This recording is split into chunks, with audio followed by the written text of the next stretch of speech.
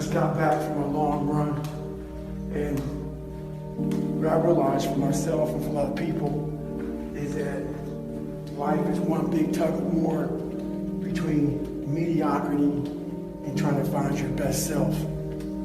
So there's tricks to all this crap in life. Life is one big head game. One trick in this situation is, so I didn't want to run, so what did I do? I figured out a couple of things. You have to sometimes let mediocrity think that you're giving into it. So I said, you know what, instead of going for a 20-miler, just go out for an easy 6 or 7. What that did to my brain was it said, okay, mediocrity thought it won. So let loose a little bit and let go of that, oh, this is gonna suck. This could be okay, it's not too bad. The second you get to mile 2, guess what happens? Greatness pulls mediocrity in the mud. Get out there and get after it.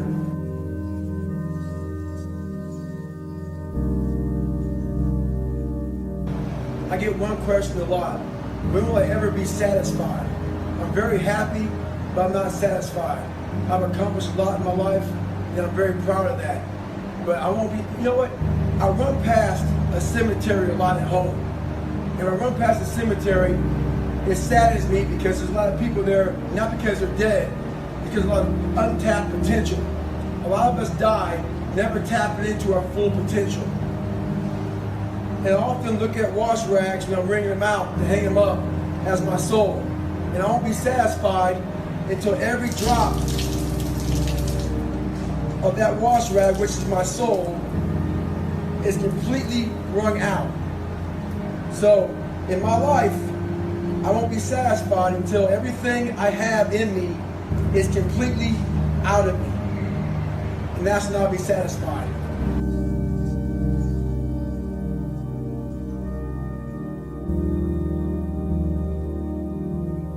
Well, it's that time of year again, Thanksgiving and Christmas, where we all start going to parties, start taking time off, eat more food, work out less, study less, and just have a good time. That's all fine, but we still have a responsibility to ourselves to hold ourselves accountable and not feel sorry for ourselves that we worked so hard during the year. Take these time, you have more days off of work, to spend time with your family. Find some time to get after it. Find some time to get in the gym, study more, improve yourself. Forget New Year's resolutions. Start today.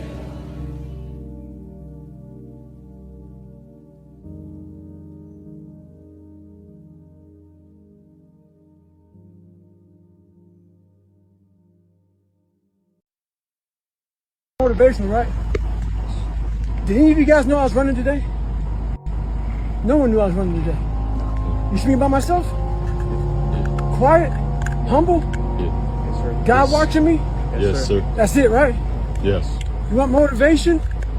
I'm not telling you the motivation. I just showed you 2 hours and 20 minutes, right? Yeah. So what am I doing? I'm showing you motivation. The words I can speak to you, they don't mean anything.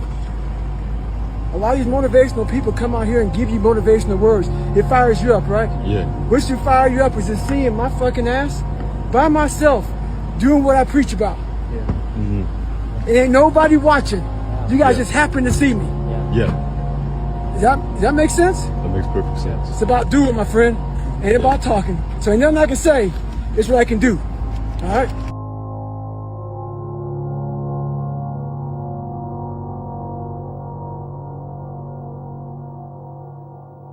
This is what I'm talking about now, because this isn't a hack. This has to be in you. Something in you has to wake up. And usually the only person that can wake it up is you. Sometimes you can read a David Goggins book because I was all this shit and then a lot more of fucked up. But if you don't have a little flame, just barely, you're done. I can't light it for you.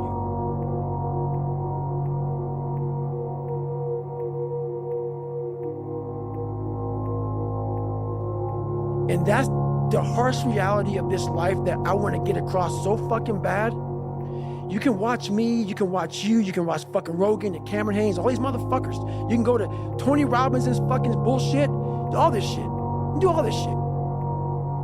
If you could keep going back and keep spending money and spending money and spending money with no results, you can wonder, wow, maybe let me go try out David Goggins.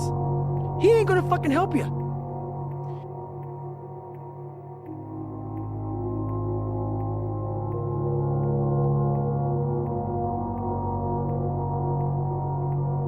You have to explore, examine the insides of yourself. And what do you really want out of life? And a lot of people out here just don't fucking want it. So guess what? Have fun with your life. Go from 3 to 350 to 400 to 450 to 500 because you don't want it.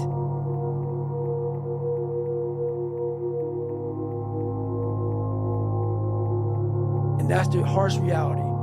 I can't give you shit. You can't give them shit. We can give you ideas.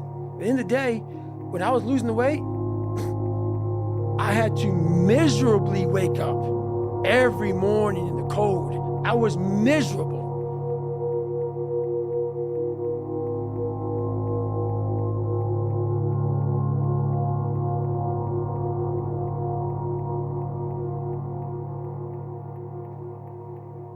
This is your new life.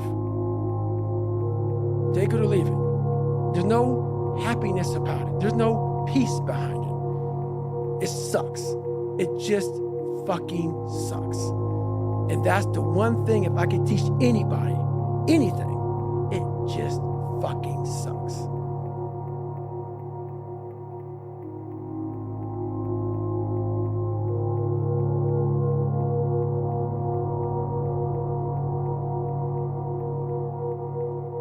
If you ain't got nothing, I hate to tell you, what it looks like is ugly. It's not a documentary. It's not an HBO special. You ain't gonna watch it, but hey, man, you guys gotta watch this. No, it's like, oh God, this looks like a train wreck. It's like a nightmare. This looks like this guy got, no. That's what it looks like.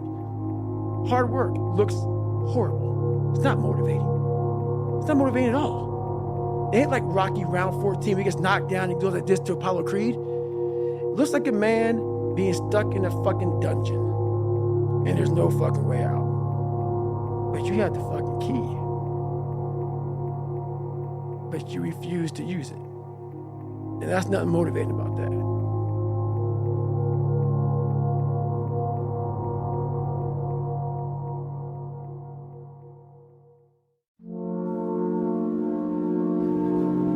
Here we go again. Same old shit again. Marching down the avenue. One more day and we'll be through. That signifies the end. It's a countdown to military. It's a cadence that we use to keep morale up. When you're trying to get better in life, the grind's forever. There is no end. There is no countdown. As long as you're breathing, you gotta keep trying to get better. The refrigerator's never full. You've never arrived in life. Stay hard.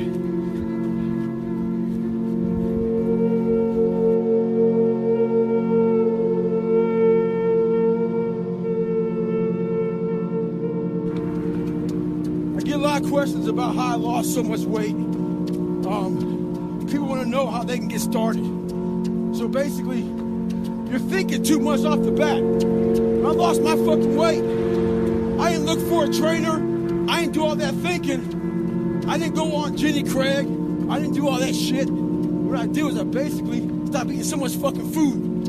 I cut my calories down. So as far as the workout goes, we overthink that also. Until you find a trainer, go out there and start fucking walking. Put some shoes on, start running. Go to the gym, do the elliptical trainer. It's not rocket science. A lot of folks talk about overtraining. You gotta train first before you can overtrain. Sometimes you wake up in the morning time and you're sore and you feel like you're overtrained. No, you got sore fucking legs. Get out of your own head and stop overthinking it.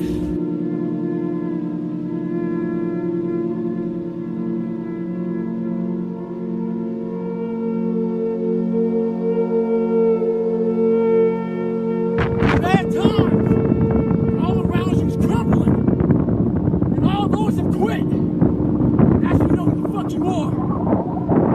I got 9 more miles to go before I sleep.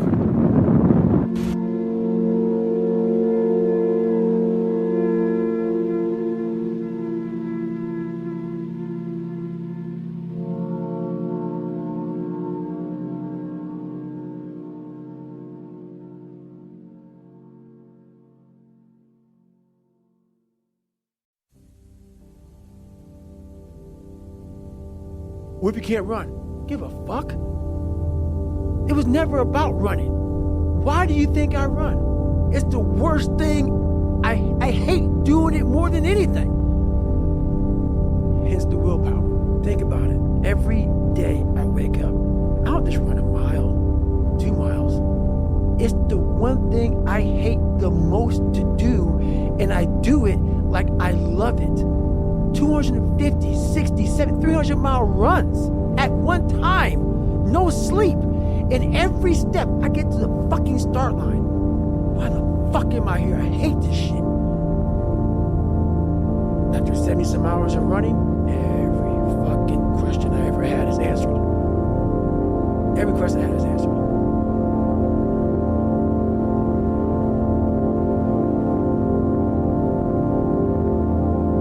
This is the easy fucking part. Them listening to this shit is the easy fucking part. The part that why there'll always be the ones of ones is because putting that practice, putting that into actual work, that's where you're like, I don't want to be better. I don't want to be better. If this is what it takes to be better, I don't want to be better. So that's why there's a lot of average.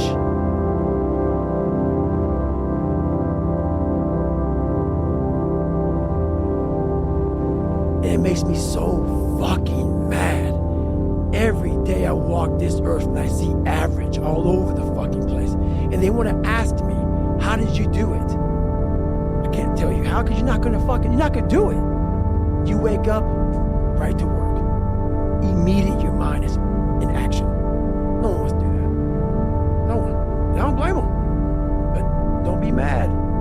When you're laying there in your fucking bed and you're in the fucking hospital and you're 70, 80, 90 years old, you're thinking, man, I feel like I didn't fucking do something. Because you did. You didn't do it.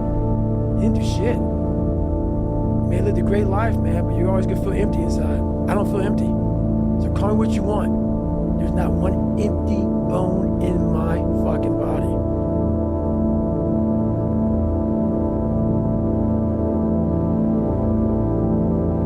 There has to be something. This is what I'm talking about now. Because this isn't a hack. This has to be in you. Something in you has to wake up. And usually the only person that can wake it up is you. Sometimes you can read a David Goggins book because I was all this shit and then a lot more of fucked up. But if you don't have a little flame, just barely, you're done. I can't light it for you.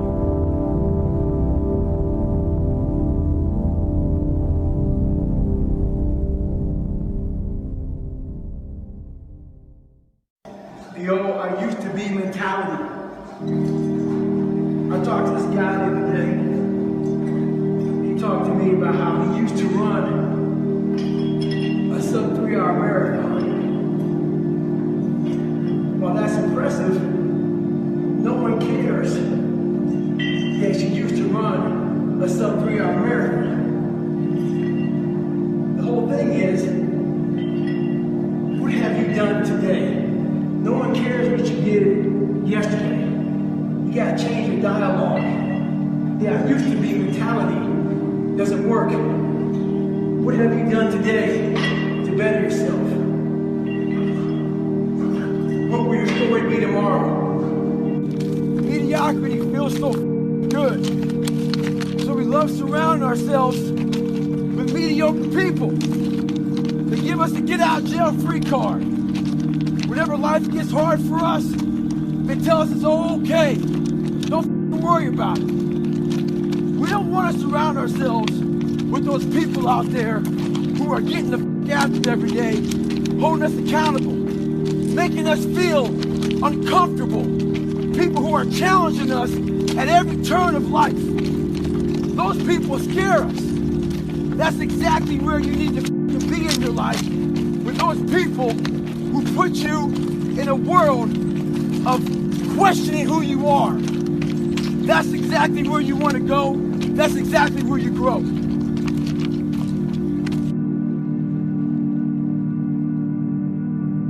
But if you don't have a little flame, just barely, you're done. I can't light it for you. And that's the harsh reality of this life that I want to get across so fucking bad. You can watch me, you can watch you, you can watch fucking Rogan and Cameron Haynes, all these motherfuckers. You could keep going back and keep spending money and spending money and spending money with no results. You have to explore, examine the insides of yourself. And what do you really want out of life? And a lot of people out here just don't fucking want it.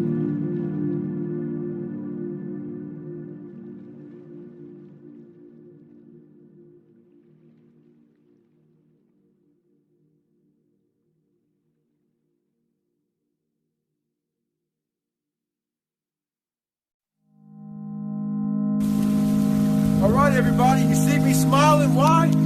Because it kind of sucks out here in New York City. They're expecting some big blizzards to come in, so I was kind of praying to the snow gods for worse weather to come in, because why? In worse weather, we get better. I'm kind of happy, but I was hoping it'd be a lot worse. I'm going to do a nice little run today, and no, I'm not thinking it's warm and 70. I like to live in reality. It sucks. It's about 7 inches of snow, and I'm extremely ecstatic right now. Pain is just a feeling. You see this happiness? Why? Because it sucks. That's why I'm so happy right now. Merry Christmas.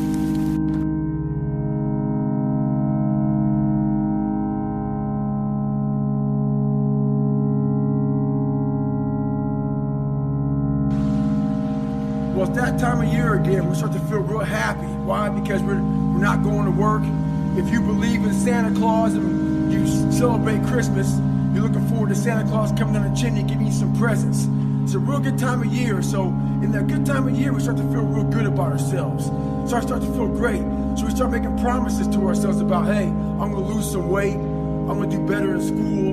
I'm going to be better here, be better there. But guess what happens? The real Merry Christmas happens when all of that noise is gone. It's quiet. And it's you against you. And now all those endorphins are gone. And I promise you made about getting up early and getting after it to go lose weight, study harder, guess what? It's a lot harder now. That repetition becomes a lot harder now. So a lot of us can't do things on our own. So find somebody in your life. So when you throw that towel in, they throw that motherfucker back at you and say you're not done yet. Stay true to yourself, stay hard.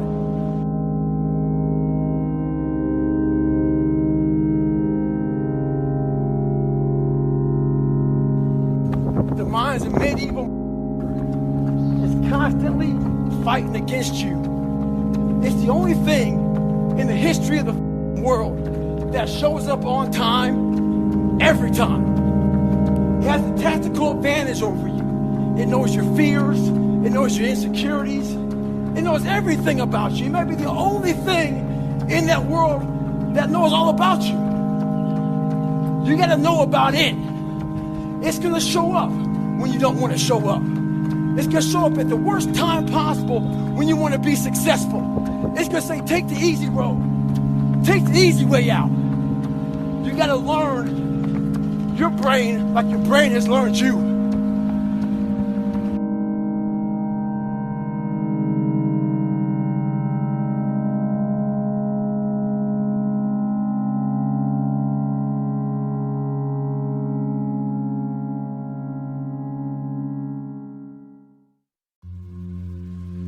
I became obsessed with being the baddest motherfucker that God ever created.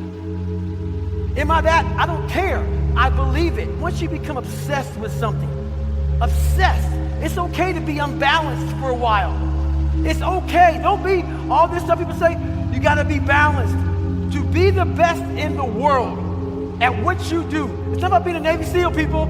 The best at what you do, you have to be unbalanced to find every bit of energy and strength that you have to pull it off. Then you get balanced once you become great. And then you help other people become better from you being the best in the world.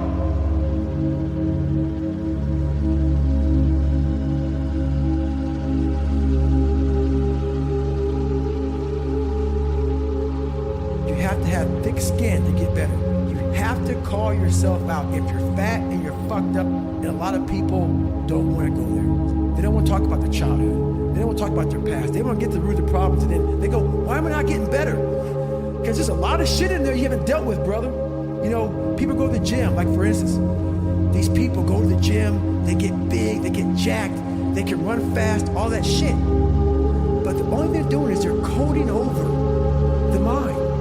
All you're doing is building a bigger, stronger quitter. Your mind hasn't gotten any stronger because you haven't gone back in there and dealt with shit. So the second adversity comes, like, my God, I'm so fucking fit. What's wrong? Your mind is still soft. This is a lifestyle. You can't temporarily dive into it, sample it out, and roll out. This is something, man, that you have to acquire as a part of your everyday grind. If you want to be great, you want to be the best motherfucker ever at what you do, you're going to be misunderstood by everybody because you're going to be so fucking obsessed and so driven to get there. And that's what it takes. Every second of your fucking life. Anybody says balance? Yeah, balance is important for a lot of fucking people. It is. But if you want to fucking go to that edge where people do not like you, don't understand you, question everything you fucking do, you've arrived. When you are misunderstood to the point where fucking people think you're psycho and you're nuts and you're this and that, why are you in the fucking gym at 1 o'clock in the fucking morning? You just got to doing an op for fucking 13, 14 hours after Ranger School, man, at the gym. What's wrong? You will never understand what is wrong with me. And that's why I'm so fucking glad you don't. Because I'm in the right fucking spot. When people don't understand you anymore, you're in that spot of obsession and drive. People are like, what the fuck is wrong with this guy? I don't want to talk to you, man, because you're not going to get it.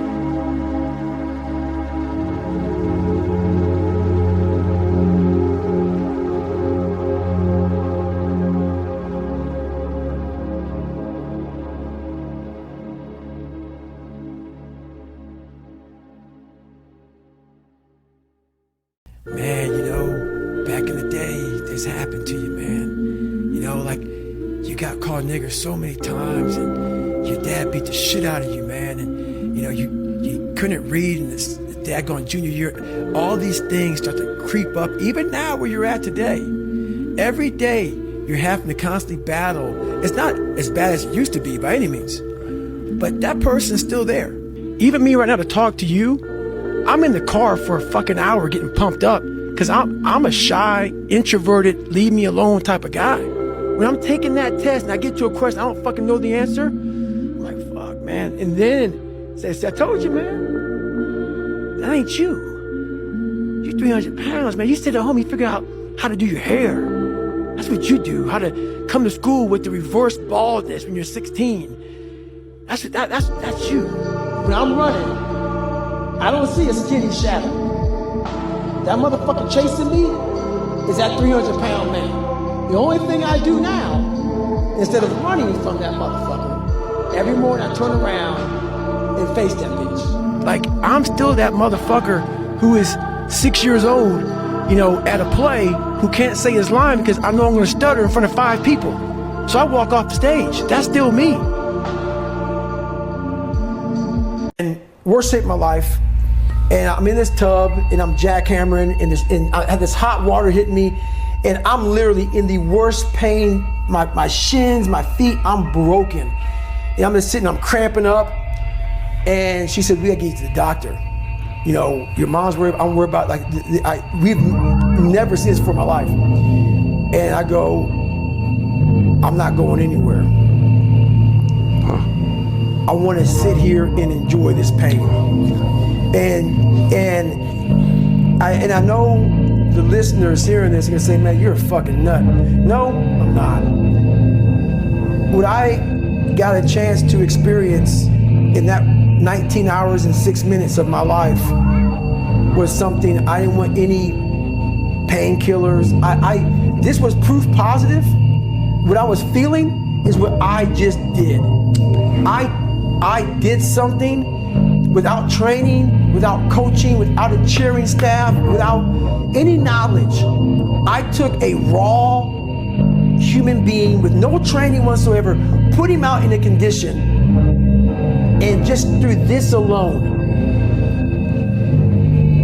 got through it.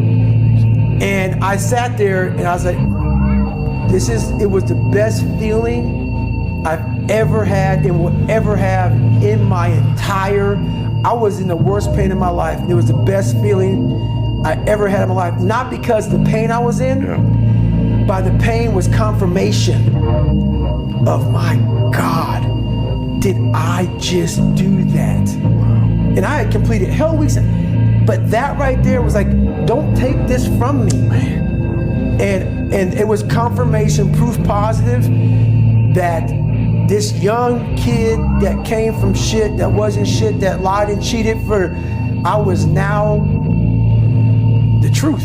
God. I was now the truth.